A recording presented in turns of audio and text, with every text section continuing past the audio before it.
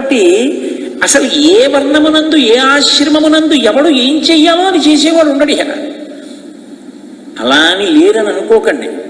మొన్ననే కృష్ణా తీరం విజయవాడ దగ్గర నుంచి నా దగ్గరికి రామచంద్ర స్వామి గారని ఆయన వాళ్ళ అబ్బాయి లక్ష్మీనారాయణ యాదులు గారు వచ్చారు.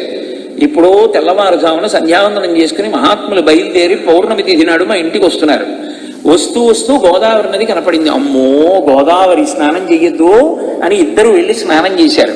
మా ఇంటికి వచ్చేటప్పటికి వాళ్ళు 9 గంటలకు మా ఇంటికి వస్తే, అయ్యో నీరస పడిపోయి ఉంటారండి, ఎప్పుడు తెల్లవారుజామున విజయవాడలో బయలుదేరారు, కాస్త పల్లరసం తాగండి అన్నాను.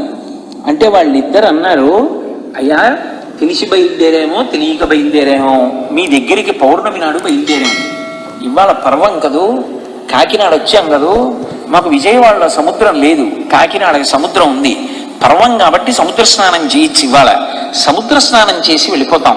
సముద్ర స్నానం చేయాలంటే ముందే పల్లరసం తాగితే ఎలా తీసుకుంటాం, కానీ మీరిచ్చింది వద్దని మేము అనం, మీరిచ్చింది మేము పుచ్చుకుంటాం, కొంచెం ఏదైనా పాత్రలో పోసి ఇచ్చేస్తే సముద్ర స్నానం అయిపోయాక తాగి విజయవాడ వెళ్ళిపోతా ఉంటాడు.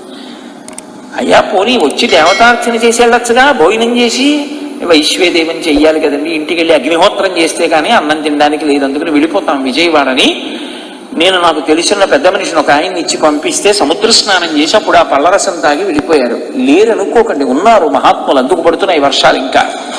కాబట్టి ఇంకా కలియుగం పూర్తిగా ఆ కలి పురుషుడి యొక్క ప్రభావం ప్రారంభం కాలేదు, అసలు మొదలైతేనే ఇలా ఉంది, ఆయన విజృంభిస్తే ఎలా ఉంటుందో చూడండి ఇంకా.